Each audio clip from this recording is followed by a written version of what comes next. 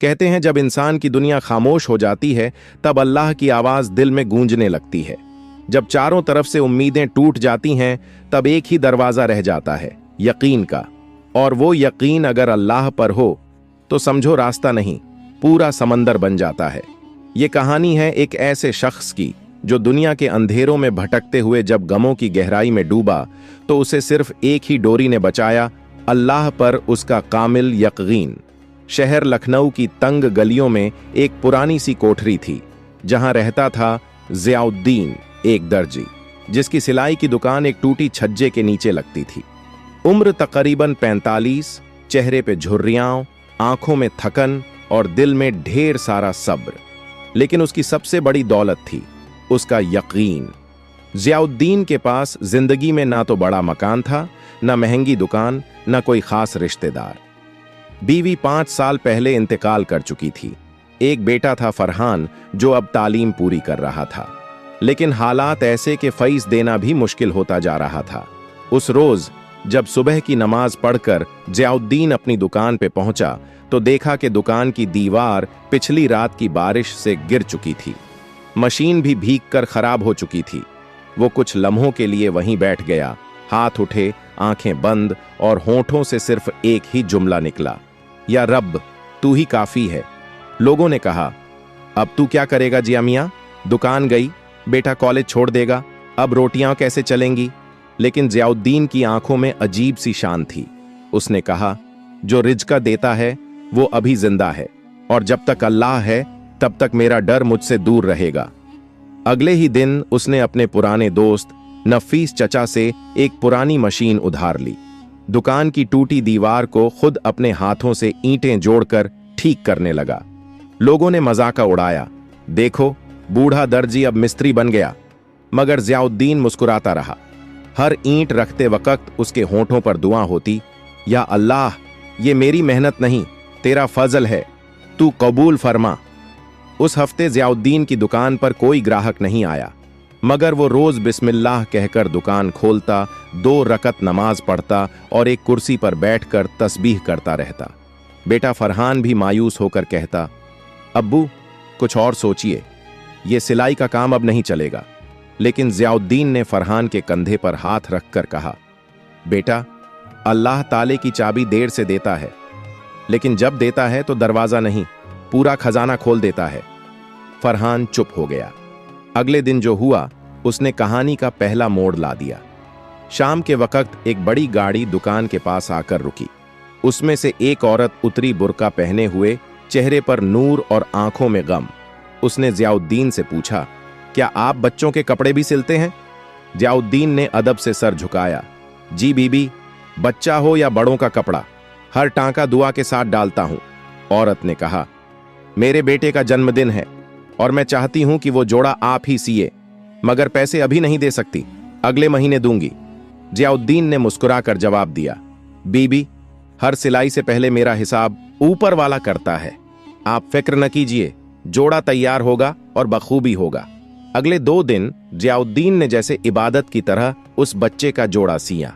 रेशमी कपड़ा, महीन कढ़ाई और हर टांके में एक दुआ पिरोई, या अल्लाह इस बच्चे की जिंदगी में बरकत दे, इसे नेक राह पर चला।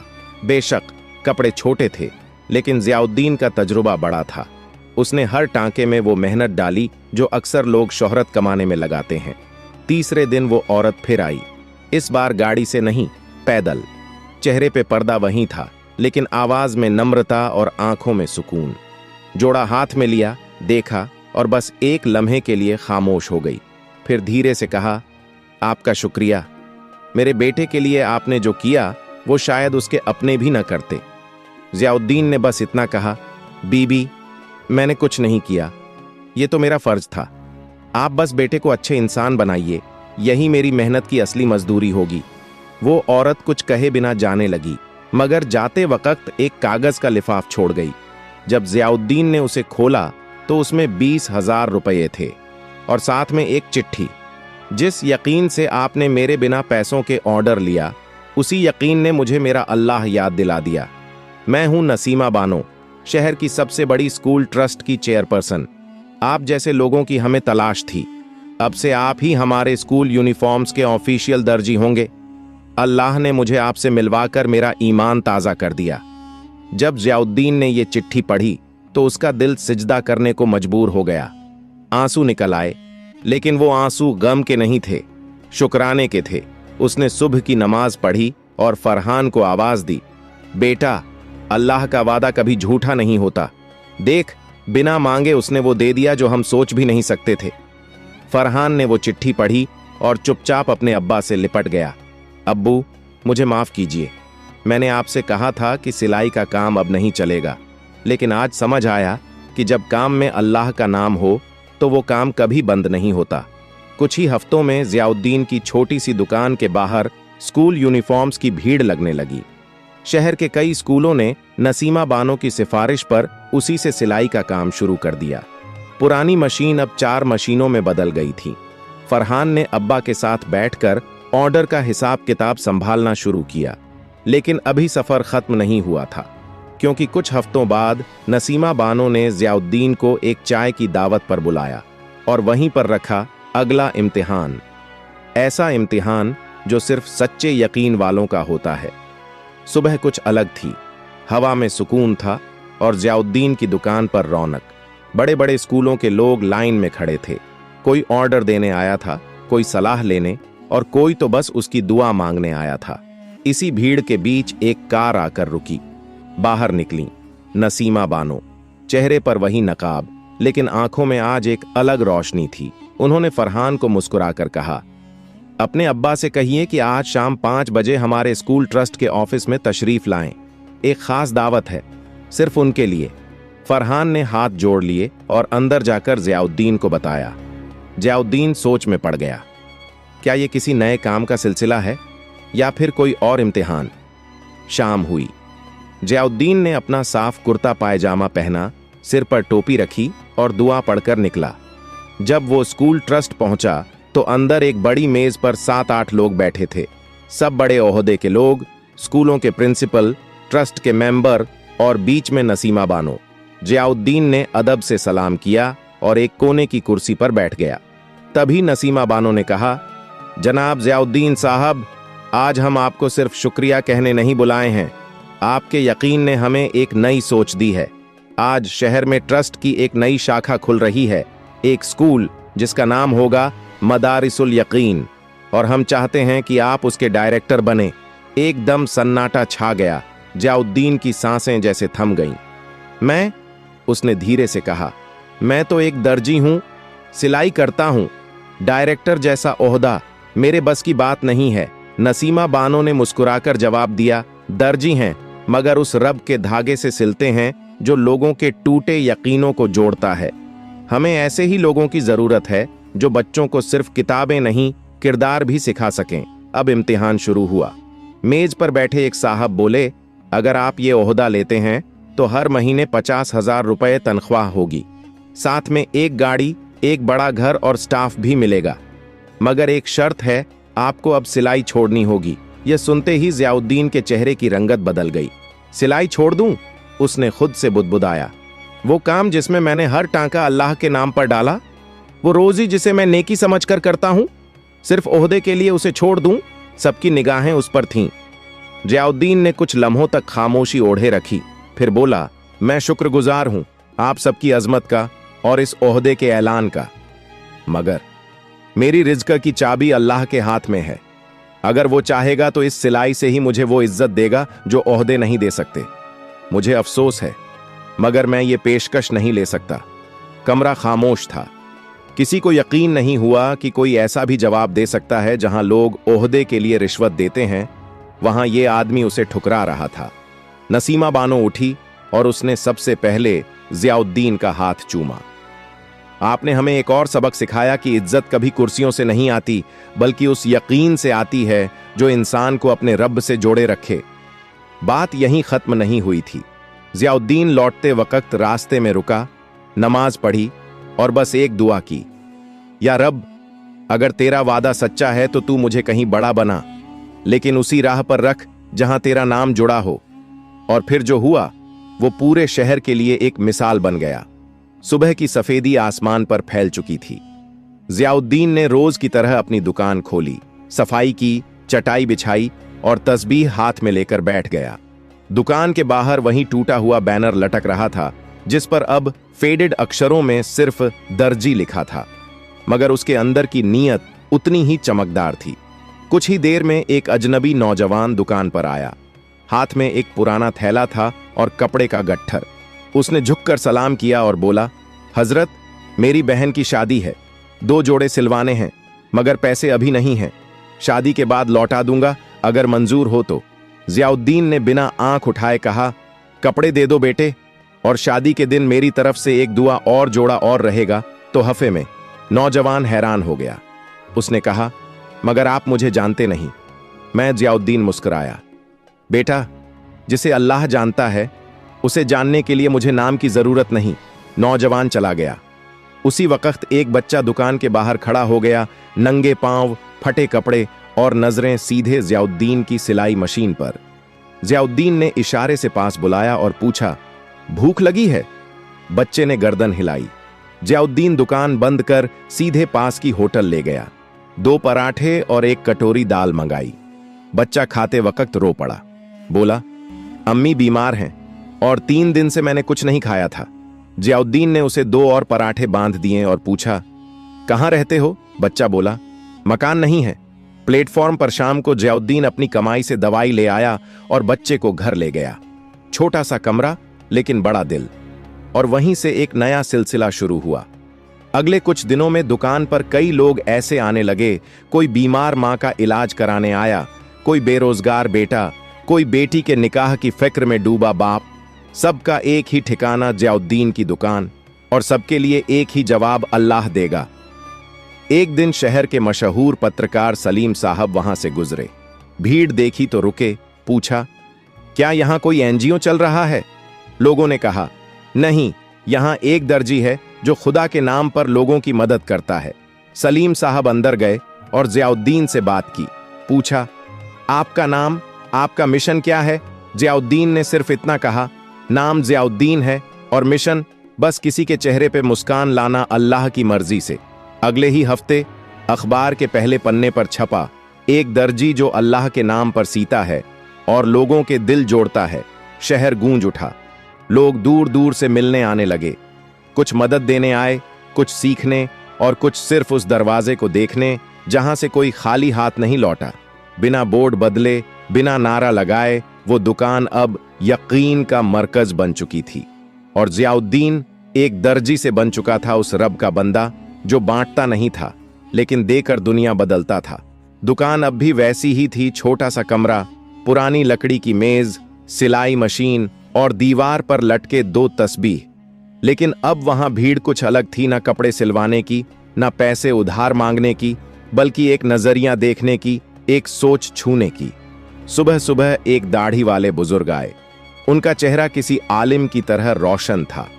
उन्होंने अंदर बैठकर जियाउद्दीन से पूछा, क्या आप वही हैं जिन्होंने भूखे बच्चों को खाना खिलाया, एक अनजान की बहन का जोड़ा तैयार किया और किसी फटी चप्पल वाले को जूते खरीद के दिए?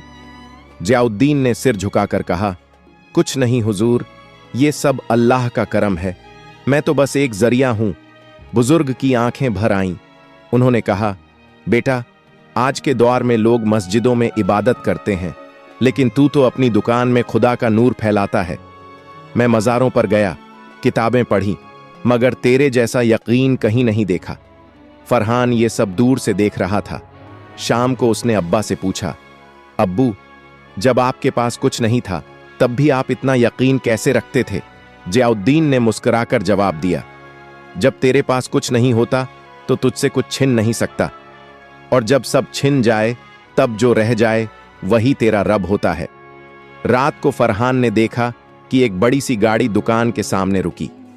उसमें से उतरे शहर के डिप्टी कमिश्नर, उनके साथ एक टीम थी, कैमरे, कागज, फाइलें। उन्होंने जियाउद्दीन से कहा, सरकार ने आपके काम से मुतासिर होकर एक प्रस्ताव भेजा है। एक नई सरकारी योजना इमदाद ए हुनर में आपको ब्रांड एम्बेसडर बनाने का इरादा है।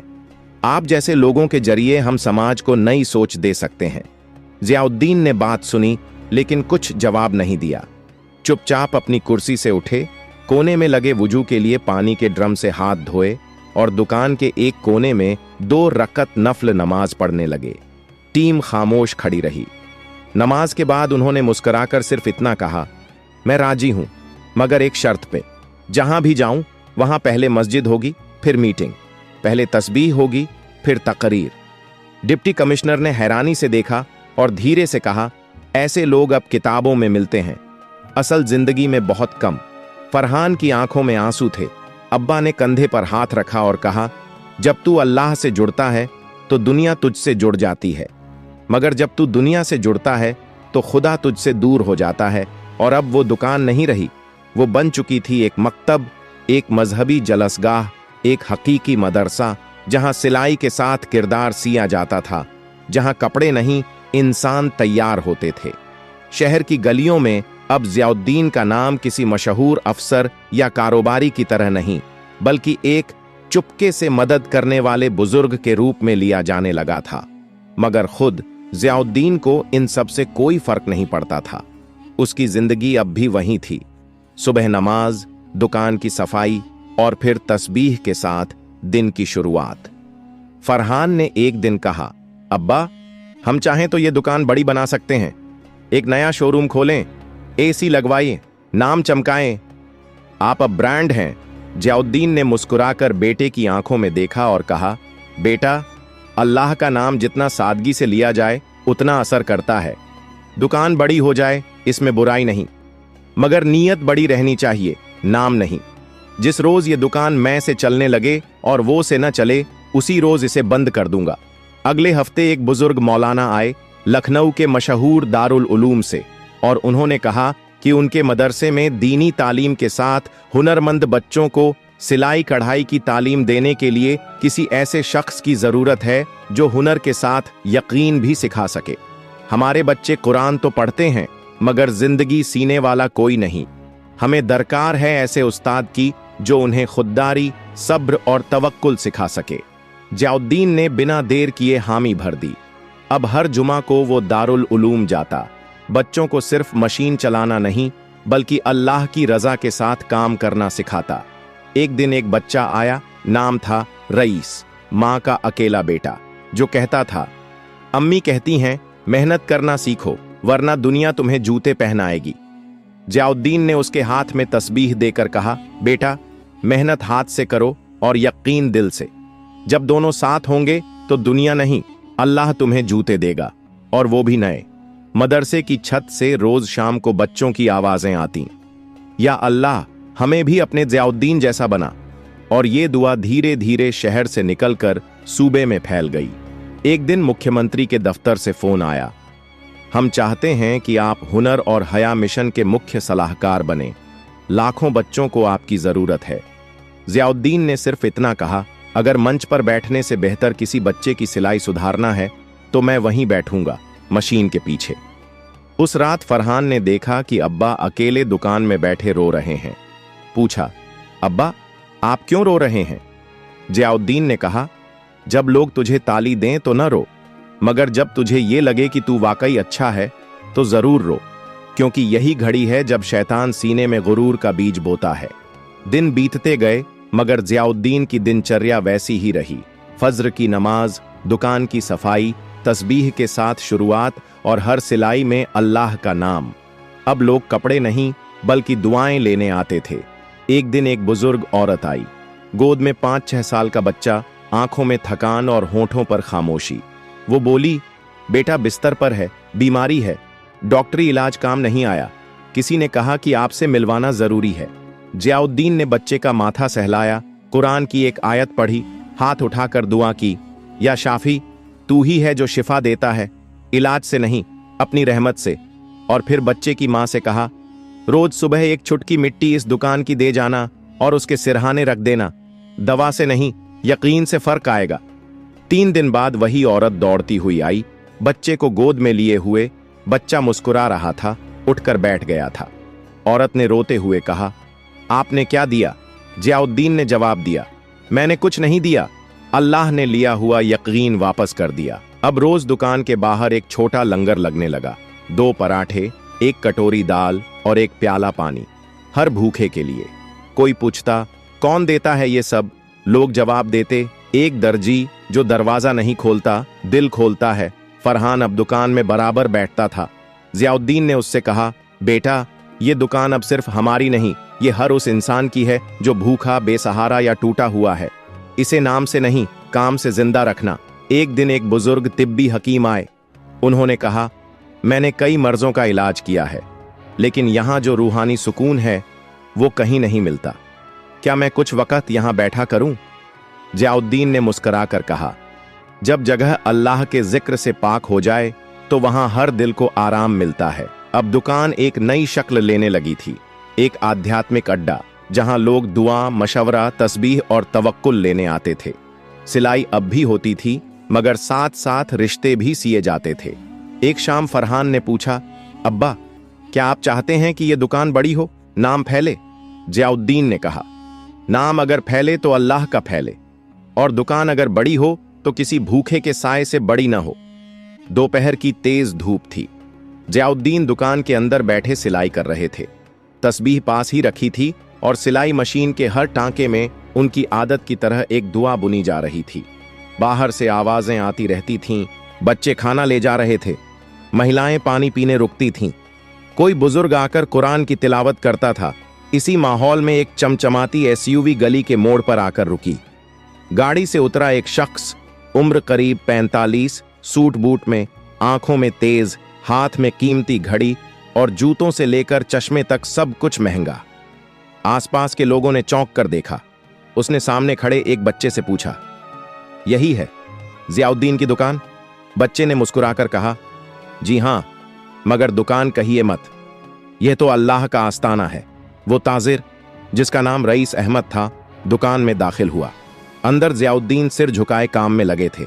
बिना सर उठाए ही बोले, आइए बैठ जाइए और बताइए क्या सिलवाना है? रईस अहमद एक पल के लिए ठिठक गया। वो शख्स जिसे पूरे शहर में वीआईपी ट्रीटमेंट मिलता था, यहां बिना देखे ही उसे आम शख्स की तरह बिठा दिया गया। उसने कुर्सी खींची, बैठा और धीमे से कहा, कुछ सिलवाना नहीं है, दरअसल मैं आपको देखने आया हूं। बहुत सुना है आपके बारे में, शहर के हर कोने में आपके कामों की चर्चा है। जियाउद्दीन ने हल्की सी मुस्कान दी, लेकिन सिर अब भी नहीं उठाया। बोले, अगर देखने आए हैं तो देखिए मेरे काम को, मेरी नीयत को। मेरे चेहरे में कुछ नहीं मिलेगा, मैं तो बस एक सिलाई वाला हूं जो रब के नाम पर सुई चलाता है। रईस ने चारों तरफ देखा। कोने में बच्चों के लिए खिलौने, एक तरफ साफ चादरें तह करके रखी थीं जिन्हें जरूरतमंदों को बांटा जाता था, एक तरफ खाने का लंगर चल रहा था और ऊपर टंगी थी सिर्फ एक तख्ती, यहां हर कपड़ा अल्लाह की नजर से सिला जाता है। रईस की आंखें कुछ नम हुईं। उसने कहा, मैंने करोड़ों कमाए हैं, बड़े बड़े शोरूम, गाड़ी, बंगले, लेकिन आज तक चैन नहीं आया। दिल की बेचैनी कम नहीं होती। आज यहां आकर महसूस हुआ कि सुकून जमीन पर बैठकर भी मिल सकता है, अगर नीयत पाक हो। जियाउद्दीन ने अब पहली बार उसकी तरफ देखा, आंखें गहरी लेकिन नर्म। बोले, ताजिर साहब, दौलत कमाने में बुराई नहीं, मगर अगर दौलत दिल के ऊपर बैठ जाए तो सुकून वहीं दम तोड़ देता है। दौलत से रोटी मिलती है, मगर दुआ से बरकत मिलती है, और बरकत वहीं मिलती है जहां दिल नम्र हो और हाथ खुले। रईस ने कुछ सोचते हुए जेब से एक चेक निकाला, 50 लाख रुपए का, और कहा, यह मेरी तरफ से आपके कामों के लिए। आप चाहें तो इससे अपनी दुकान को बड़ा बना सकते हैं, लंगर बढ़ा सकते हैं, जो चाहें। जियाउद्दीन ने चुपचाप चेक देखा और फिर उसे मोड़कर वापस उसकी जेब में रख दिया। साहब, जो लंगर अल्लाह चला रहा है उसे इंसानों की तिजोरी की जरूरत नहीं। अगर आप वाकई देना चाहते हैं तो हर महीने एक गरीब के लिए राशन बांटिए, एक बच्चे की तालीम का खर्च उठाइए या किसी के इलाज का जिम्मा लीजिए। नाम हमारा नहीं, नेकियां आपकी हों। रईस कुछ देर चुप रहा, फिर पहली बार जमीन पर बैठ गया, कुर्सी से नीचे। हाथ जोड़कर कहा, आज मैंने एक वली से मुलाकात की है। मैं अब ताजिर नहीं, सिर्फ एक इंसान बनकर जिंदगी जीना चाहता हूं। वो दिन था जब एक अमीर ताजिर ने इस दुकान से लौटते वक्त अपने जूतों से ज्यादा एक तस्बीह को अहमियत दी। अब दुकान में ताजिरों के नाम नहीं पूछे जाते थे, सिर्फ दिल की हालत देखी जाती थी। शाम ढल चुकी थी। सूरज की आखिरी किरणें जियाउद्दीन की दुकान की दीवारों पर सुनहरी चमक बिखेर रही थीं। चिड़ियाओं लौट रही थीं, बच्चे खाना बांटकर वापस बैठ चुके थे और तस्बीह की खनक हवा में धीरे धीरे गूंज रही थी। मगर आज माहौल कुछ ज्यादा खामोश था। फरहान ने देखा कि अब्बा सामने की कुर्सी पर बैठे हैं, आंखें बंद, तस्बीह हाथ में, होंठ हिल रहे हैं लेकिन आवाज नहीं आ रही। धीरे से पास गया और कंधे पर हाथ रखा।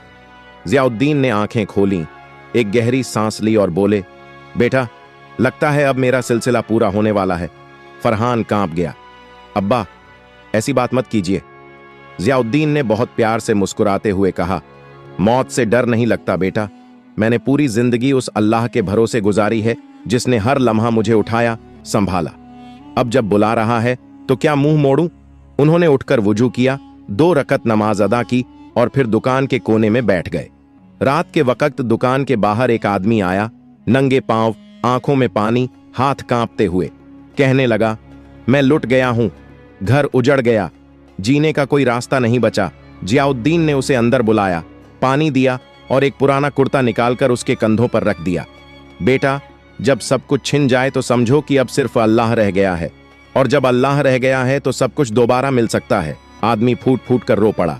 जियाउद्दीन ने उसके सिर पर हाथ रखा और धीरे से पढ़ा, ला तखफ इन्नल्लाह माना, मत डर, अल्लाह हमारे साथ है। उस आदमी ने कहा, क्या मैं रोज यहां आ सकता हूं? जियाउद्दीन ने कहा, यह जगह मेरी नहीं, अल्लाह की है। यहां आने से पहले इज्जत लाओ, नाम नहीं। रात गहरी हो चली थी। फरहान दुकान बंद करने आया तो देखा अब्बा वहीं बैठे बैठे सो गए हैं। तस्बीह हाथ में है और चेहरे पर एक रूहानी चमक है, जैसे कोई सुकून की चादर ओढ़कर मुस्कुरा रहा हो। पास गया, हल्का सा झुका, अब्बा। लेकिन अब्बा की रूह अब सफर पर जा चुकी थी। अगले दिन शहर की सुबह कुछ और थी। अखबार की पहली सुर्खी थी, एक दर्जी चला गया मगर पीछे छोड़ गया यकीन का खजाना। उनकी दुकान के सामने हजारों लोग जमा हुए। कोई बच्चे जिन्हें उन्होंने कपड़े दिए थे, कोई माँ जिनकी दवाई के लिए उन्होंने चुपचाप पैसे भेजे थे, कोई वो ताजिर जिसने उन्हें सजदा किया था। हर चेहरा गीला, हर हाथ दुआ में उठा हुआ। उनकी तस्बीह अब दुकान की दीवार पर टंगी थी। फरहान ने दुकान को बंद नहीं किया, बल्कि एक नया बोर्ड लगाया, दर्जी साहब नहीं रहे, मगर उनका यकीन अब भी यहां सिलाई करता है। कभी किसी गली में कोई भूखा बच्चा आज भी पूछता है, क्या यहां वो बुजुर्ग रहते हैं जो बिना नाम पूछे रोटी देते थे? तो जवाब आता है, वो नहीं रहे, मगर उनकी खुशबू अब भी इस हवा में है, क्योंकि यकीन मरता नहीं, वो बस एक दिल से दूसरे दिल तक सफर करता है।